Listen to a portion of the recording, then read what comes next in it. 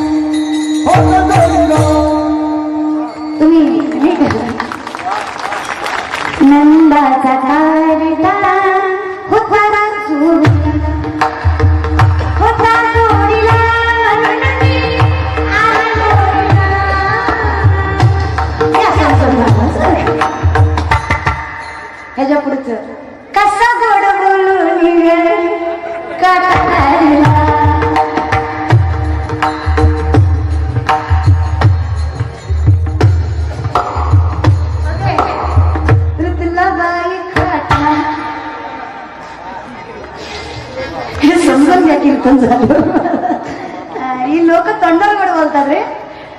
कीर्तन झालं की म्हणणार वा वा वा ताई काही कीर्तन केलं होतं तुम्ही, काय वा वा.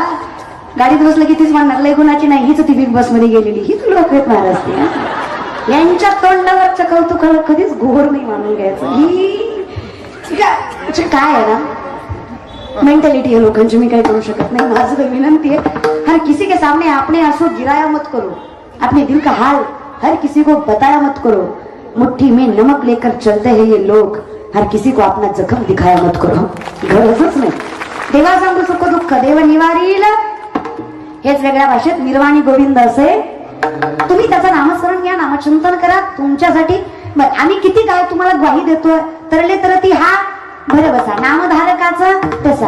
अहो महाराज कीर्तन केली, भजन केली, भक्तही झालो तरी देवानं दिलं नाही. आमचं अडकलं कुठे, 3 माणसं नावेत बसली, या काठावरनं त्या काठाला जायचंय, जागेवर आला. हा नावाडी म्हणला मी सोडू का, बसलेली माणूस शानी होती. शानी माणसं म्हणली काय गरज आहे नावाड्याची, आपल्या हाताने नाव हाकायची पुढे जायचं, उगा पैसे द्या नावाड्याला, उगा कष्ट. मी या 3 शाण्यांनी स्वतःच्या हाताने नाव हाकायला चालू केली, रातभर हाकली, पहाट झाली, हे जागेवरच होते. नावाडी पुन्हा सकाळी आला, काय करताय रे, म्हणला नाव हाकली पण पुढे गेली नाही. म्हणला मूर्खनो, जातानाच लिंबाच्या झाडाला बांधून गेलतो, तेवढं तरी बघायचं, झाडाची नाव सोडल्याशिवाय पुढे सरकन का. आता लक्ष देऊ नाही का, भक्ती वैराग्याची नाव आहे, त्यात जो बसलंय ते ज्ञान, अहंकाराची दोरी आहे, झाड संसाराचं आहे, संत नावाडी आहे. या ज्ञान वैराग्याची नाव तुम्ही भक्तीच्या जोरावर जर पहिलं तिला न्यायची असाल तर जाणार. तुम्ही नामस्मरणाच्या जोरावर पहिलं तिला न्यायची आहे, जाणार. हरिप्राप्तीशी रावे संतांचे ते, आणि संत सापडून सुद्धा ज्याने अहंकार सोडला नाही आणि संसाराचं झाड बाजूला केलं नाही, त्याची नाव पहिलं तिला जाणार. मग आपली दोरी अडकलीये कुठे, अहंकारावर. मग तेवढं एकदा करा, म्हणजेच काय करा, जाणीव याची करा, कशाची, मीरा आपकी कृपा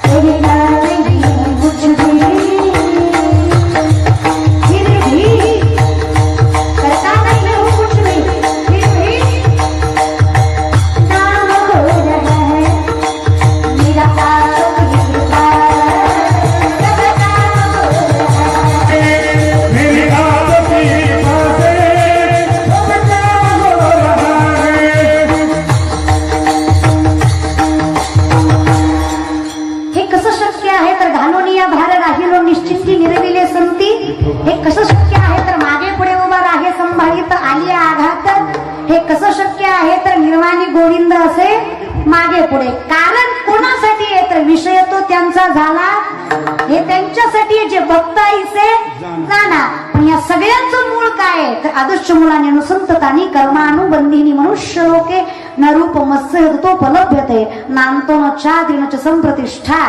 कर्मच माणसाला मोठं करतं, कर्मच तारतं आणि कर्मच मारतं. साध्या वाच्यात जैसे ज्याचे कर्म तैसे. हा, हे जे लल्लाटी जे लिहिली न पुसेगा काही केले याच्यापेक्षा, आता पुन्हा एकदा सांगते, जे हातावर आणि माथ्यावर असतं ते प्रारब्ध असतं भविष्यापेक्षा जास्त. त्या जोरावर आपलं भविष्य अवलंबून असतं. आणि याचा अर्थ तुम्ही काहीच न करता जर फक्त भविष्यावर अवलंबून राहत तर चालेल का? कष्ट न करता उद्यमेनहि सिद्धंती कार्यानी मनोरथ आहे, नाही सुप्तस्य सिंहस्य प्रविशन्ति मुख्य मृग आहे. मग अगदी सोपं आहे. तुम्ही कष्ट करा म्हणजे कर्म करा, ठीक आहे केलं, पण चुकलं काय असं त्याचा भार जास्त आहे. आम्ही प्रेझेंटेशनला जास्त महत्व देतो. म्हणजे आमचं कसं आहे, TRP वर चालतं आमचं. म्हणजे आम्ही गुण बघून साबण घेत नाही, साबणावरची हिरोईन बघून साबण घेतो. ते चुकतं आमचं नाही का? साबणानं गोरं होईल का काळं होईल कोणी बघत नाही. ज्या साबणाच्या ऍडव्हर्टाईजला बाई सुंदर आहे ती साबण खपतच, हे कळलं त्यालाच कळलं महाराज बरं का. हेच मला सांगायचंय, तुका म्हणे सत्य कर्म व्हावे, बाई अंगावर कधी माणसाला जज करत जाऊ नका. आणि हे कलियुग आहे रे, इथे हेच चालतं नाही का. आणि शेवटी कसं आहे ना दादा, आमच्या जनाई म्हणते ना, पुण्यवंत पाताळ लोकी निघाला, पुण्यवंत पाताळ लोकी निघाला, पुण्यवंत